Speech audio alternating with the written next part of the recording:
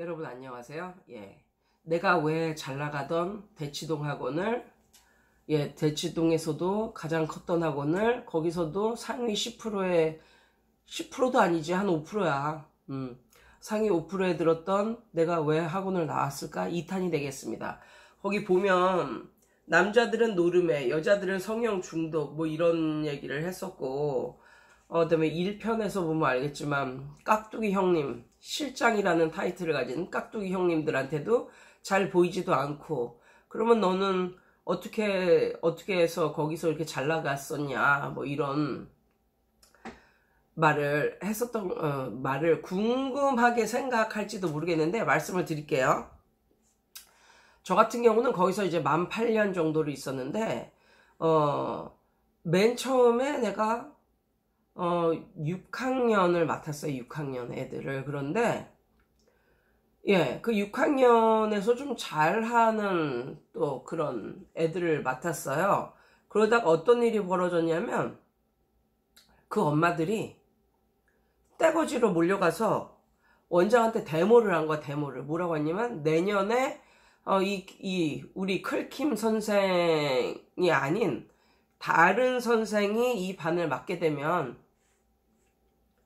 학원을 나가겠다.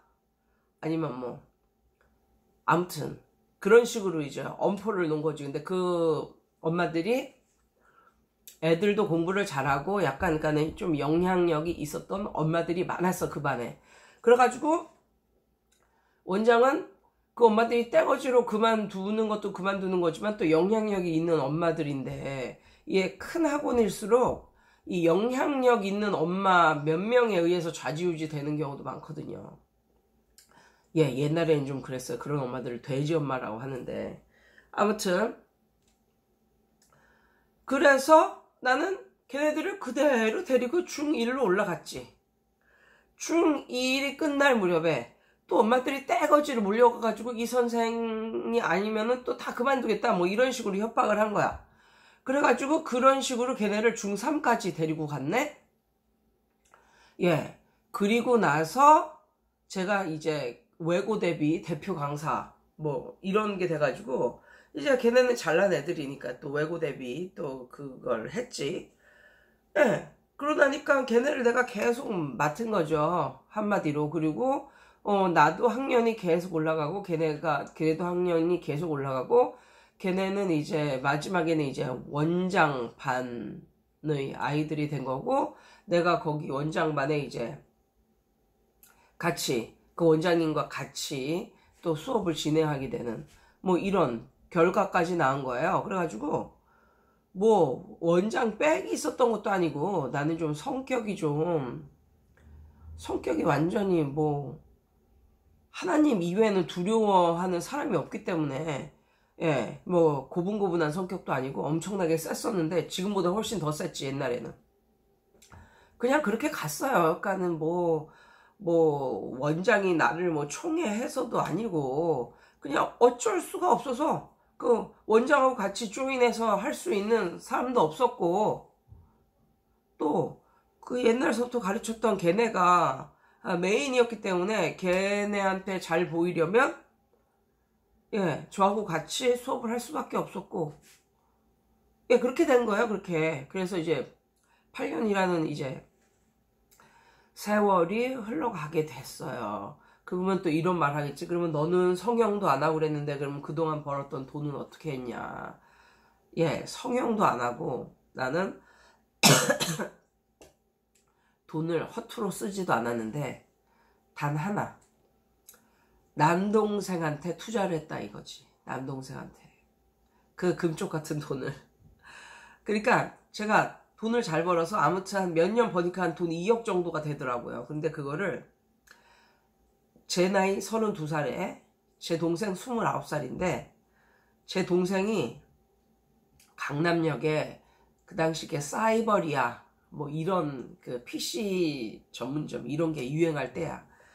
거기서 이제 100평인가 그 정도 되는 이제 평수에 그런 걸 했단 말이죠. 회사 다니던 걸 때려치우고 누나 돈 많이 벌어준다고, 그리고 자기도 돈 많이 번다고, 거기다가 내가 벌었던 돈을 다 투자를 하고, 게다가 옛날에는 내가 이제 방이동 잠실 쪽에 이제 살았기 때문에 그 동네 시세를 알아요. 빠삭하게 아는데, 그때 신천역 앞에 그 다 쓰러져 가는 그 주공 아파트가 있었단 말이에요. 막 15평, 18평 뭐 이렇게 되고 막 연탄 떼고 이러는. 그런데 거기를 우리 엄마가 내 돈으로 내 이름으로 사두신 거예요. 그 아파트를 내가 돈을 이제 많이 벌어다 주니까. 그래서 이제 내 이름으로 샀으니까 이제 그게 지금의 잠실의 엘스 아파트가 됐는데 18억 뭐 19억 가는 그런 아파트가 됐는데, 아무튼 나는 학원 일밖에 모르고 다른 건 아무것도 모르고 이제 뻘짓도 안 하고 살았지만 다른 건 아무것도 모르고 살았기 때문에 난 내 동생이 나보다 더 똑똑했으니까 그게 잘 될 줄 알았지.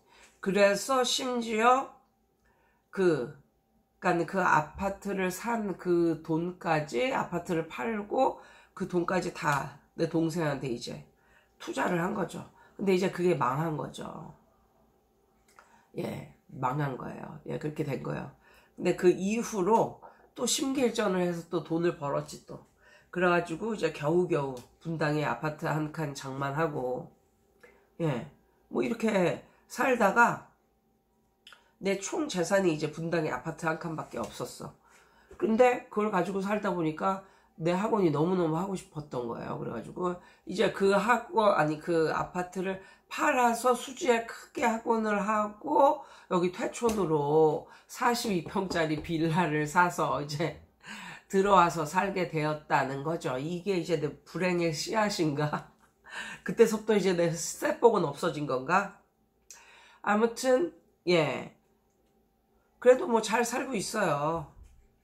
우리 남편하고 이제 결혼을 해서 우리 남편도 근데 우리 남편은 집을 가지고 있었던 건 아니고 신대방동에서 이제 전세를 살았는데, 저하고 이제 결혼을 하면서 전세 자금을 이제 우리 노후 자금에 쓰자 하고 이제 저축을 하고, 이제 남편과 저는 이제 원래 제가 살았던 이제 남편은 원래 우리 착한 남편은 이 집으로 이제 들어와서 이제 아이 낳고 이렇게 알콩달콩 살고 있는 거예요. 그래서 내가 퇴촌 댁이 된 거고, 아무튼 오늘 내가 말하고 싶었던 것은 어떤 거냐면,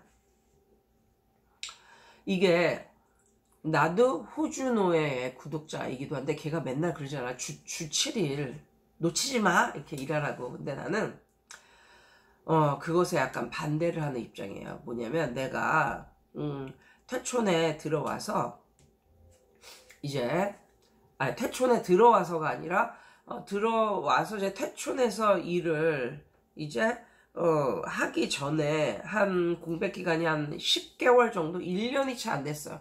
한 10개월 정도 그냥 아무것도 안 하고 살 때가 있었어요. 그런데 그때 비로소 나는 세상이 어떻게 돌아가는지를 파악을 하게 된 거예요. 그리고 그때 비로소 인터넷 서핑을 하게 되었고, 그때 비로소 내가 초등학교 4학년 때 그만뒀던 피아노를 다시 배우게 되었고, 그때 비로소 요리를 다시 배우게 되었고, 그때 비로소 제과 제빵 그런 기술, 그 다음에 향초 만드는 기술, 그 다음에 비누 만드는 기술, 이런 걸 다 배우게 된 거예요. 그 다음에 바리스타 기술 이런 걸 어디 가서 배운 게 아니라 인터넷으로 배우게 된 거예요. 그리고 그때 비로소 새벽기도 이런 것도 갈 수 있게 됐고, 그때 비로소 책도 내 전공이 아닌 책도 읽게 되었고, 그때 한 10개월 정도 놀면서 배워놨던 그런 기술이랄까 아니면은 뭐 공부랄까, 그게 정말 너무너무 귀한 그런 일이었고, 사람이 너무 한쪽으로 매몰되다시피 이렇게 일을 하다 보면 다른 세상이 어떻게 돌아가는지를 모른다니까요. 다른 세상이 어떻게 돌아가는지를 모르면 저처럼 그동안 모아놨던 걸 한 번에 날릴 수가 있는 거예요. 그래서 이렇게 보면 부동산으로 이렇게 누구지? 그 송대관인가? 송대관 부인도 굉장히 똑똑한 여자잖아요. 그런데 그분도 부동산 그 말도 안 되는 그 땅값을 말도 안 되는 가격으로 해가지고 뭐 몇십억인가 몇백억을 지금 물린 상태고, 예. 그렇게 사기를 당한 거나 마찬가지잖아요. 그런데 주위를 돌아보면 한 방면에 아주 그냥 매몰되다시피 그렇게 집중하다시피 이렇게 살던 사람들이 주위가 어떻게, 세상이 어떻게 돌아가고 주위가 어떻게 돌아가는지를 모르고 살다가 한 번에 가는 수가 있다니까요. 그만큼 우리는 세상이 어떻게 돌아가는지, 요즘 세상이 어떻게 돌아가는지, 그다음에 세상에서 어떤 지금 마인드가 통용이 되는지, 그다음에 요즘 잘 나가는 책은 어떤 내용인지 세상을 돌아보며 살 필요가 있다는 것을 정말 크게 깨닫게 되었습니다. 그래서 쉴 수 있는 시간에 투자하라. 쉴 수 있는 시간에 투자하라. 그리고 아무리 바빠도 자기가 쉬는 시간을 확보해라. 이게 정말 정말 중요한 것일 것 같고, 그 다음에 학원을 하다 보면 맞벌이를 하느라고 아이들을 좀 방치했던 그런 부모님, 아이들과 같이 시간을 보내지 않았던 부모님들의 아이들이 나중에 많이 잘못되고 이러는 걸 봤을 때 정말 무엇보다도 중요한 것은 아이들과 함께하는 시간이구나. 이런 것도 많이 깨닫게 되었어요. 그래서 막 한 방면에 그냥 매몰되다시피 살아가는 사람들, 막 뭐 삼성의 어떤 직원, 뭐 이런 사람들도 부동산 사기에 걸려서 넘어지고 평생 모았던 거 다 버리고, 그런 내용이 우리 주위에 보면 얼마나 많아요. 저는 그리고 약간 안타까웠던 게, 내가 학원 일에 매몰되어 살고 있을 때 우리 엄마가 암에 걸리셨거든요. 결국은 우리 엄마가 병원에서만 3년을 고통받고 계시다가 결국은 돌아가셨는데, 돌아가시고 생각해 보니까 이거는 돌아가신다는 것보다 병원에서 치료받다가 더 빨리 돌아가셨고, 그리고 3년이라는 세월을 더 살았어도 이건 고통받다가 돌아가셨으니까. 그런데 암에 걸렸으면 병원에 맡겨야 되는 게 단 줄 알고 살았는데, 그 이후에 기적의 야채 스프 뭐 이런 서적을 보게 된 거예요. 그래서 그 이후에는 이제 남편하고 저하고 이제 애들하고 같이 야채 스프도 끓여 먹고 뭐 이렇게 이제 살고 있는데, 내가 그때 바쁘지 않았었으면. 그러니까 알고 보니까 이 기적의 야채 스프라는 게 지금부터 10몇 년 전서부터 유행을 했던 어휘더라고요. 아는 사람은 다 알고 있었던 건데 저는 왜 몰랐을까. 그리고 왜 그런 걸 엄마가 암에 걸리고 그랬을 때 인터넷을 뒤져볼 생각도 못하고 그런 시간도 없었을까. 이런 생각을 해보면 다시 한번 돈 벌고 사는 것도 중요하지만 나의 쉬는 시간을 확보하라. 그리고 아이들과 즐길 수 있는 것을 확보하라. 이게 더 중요한 일이 아닐까 싶네요. 오늘 이상입니다.